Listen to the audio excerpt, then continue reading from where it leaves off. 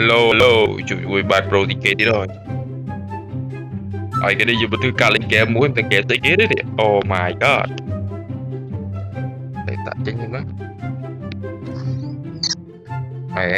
Bạc phía.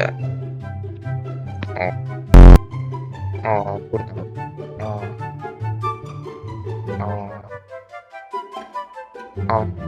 Oh, nãy giờ nó tụi chẳng con trâu pun.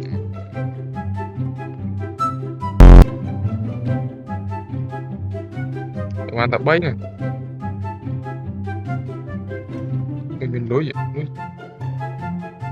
Tập bám nè. Vì miệng trả được. Ở đây thì phải thuê kìa.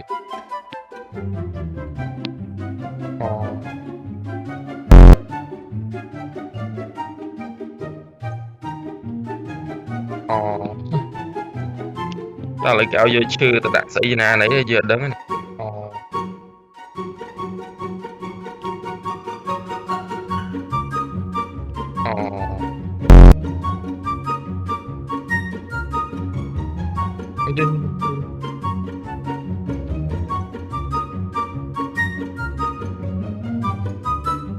Thôi chấm tích đấu ấy.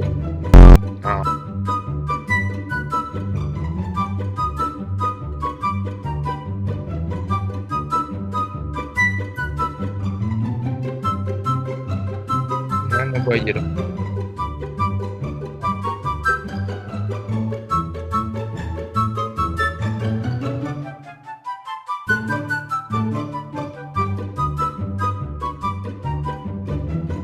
Lửa đã một đó. Thế gì